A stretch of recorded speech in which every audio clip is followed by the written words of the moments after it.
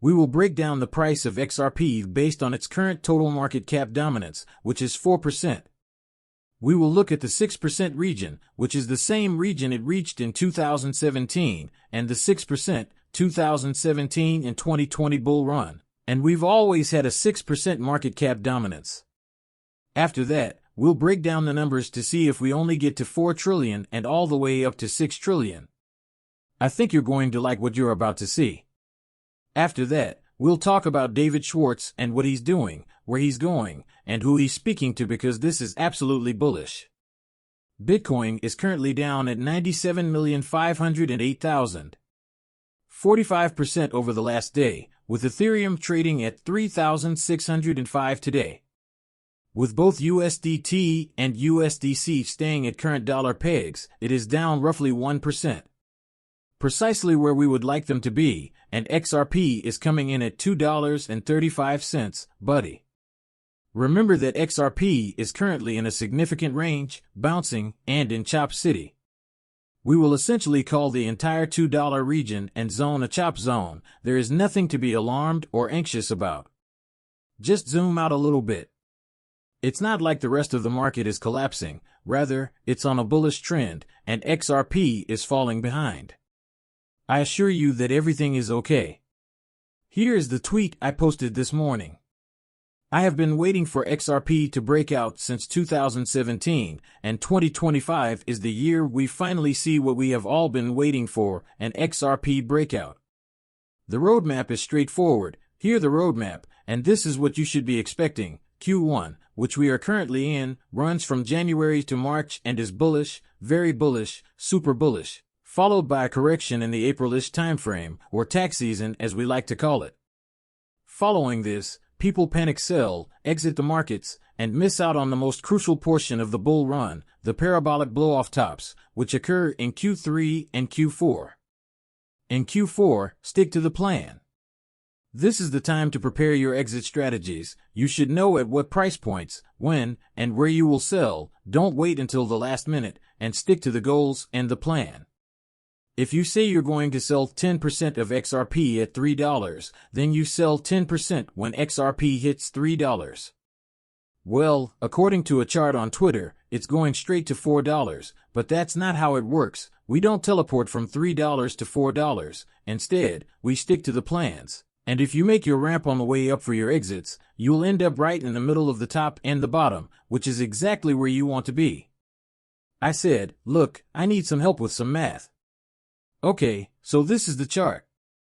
It's not really that beautiful, but if we zoom in and go back to when we had the breakup or the strong breakup back in November, you can see that it's accumulating. Now, let's talk about the price and where XRP is going to be. If we stay where we are, we will have 4% market cap dominance, which means that 4% of our cryptocurrency will be allocated to XRP. In both cycles in 2017 and 2020, we always had a 6% market cap dominance, but in 2017, we went much higher than 6%. So, if, for some crazy reason, we only gain 4% and we stay where we are, but more money enters the cryptocurrency market, let's say we reach 4 trillion from 3.3 and that's it.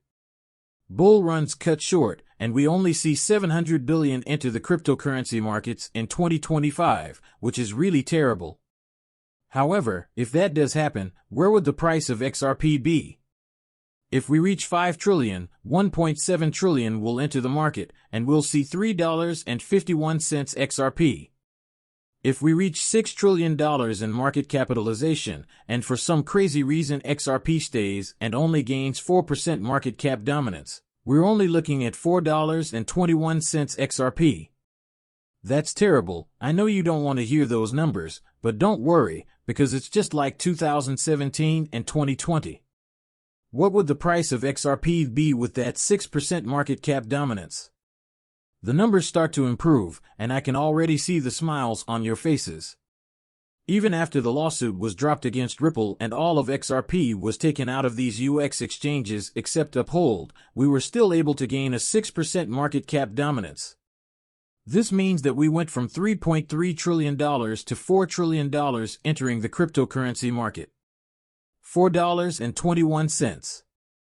Where would $5 trillion be in cryptocurrency? $5.26 if we reach $6 trillion in cryptocurrency, and XRP only stays at 4% market cap dominance, or 6% market cap dominance, and at $6.32, folks.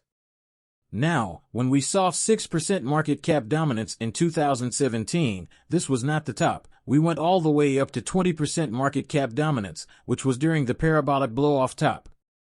What would the numbers be if we reach 20% market cap dominance?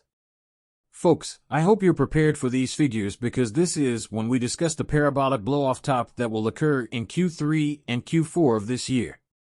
Therefore, XRP gains that 20% domination if there is only $4 trillion in cryptocurrency. We're looking at $14 XRP, and if we see $5 trillion in cryptocurrency, we'll see $17.54 XRP. If we reach $6 trillion, which I believe we will, we'll see over $21. The exact math is $21.05. Which is a total of $6 trillion in cryptocurrency market capitalization. We're at 3.3, so we're looking at about 2.7 trillion coming into cryptocurrency this year, and we're looking at XRP having a parabolic blow-off top, and taking over 20% of the market cap dominance, which we saw back in 2017. We're looking at over $20 XRP. I'm not sure what will excite you, but perhaps this information will, as David Schwartz will be speaking at the Ando Summit in front of BlackRock, Goldman Sachs, and Fidelity, about tokenization on the XRP ledger. As of 2025, tokenization is a huge story that is beginning to take shape. If I were a gambling man, I would be listening to David Schwartz talk about this and the XRP ledger in front of some of the biggest names in the industry, like Goldman, BlackRock, and Fidelity. When we talk about institutional money, that's when we're talking about XRP reaching that double-digit level. In 2025, BlackRock will have an XRP ETF among around 6 to 12 other ETFs. I am convinced that the first stepping stone will occur in Q1, and we will state that the range we need to be in is between $350 and around $650. I think we are going to enter that range. I think we are going to see a significant increase in the amount of money in cryptocurrency. I think we are going to make a significant run at that $4 trillion mark, but I think it all starts with Bitcoin, which needs to break out of this $100,000 range and reach $125 before we can begin discussing how Bitcoin is having fun and rising anywhere from $150,000 to over $200,000.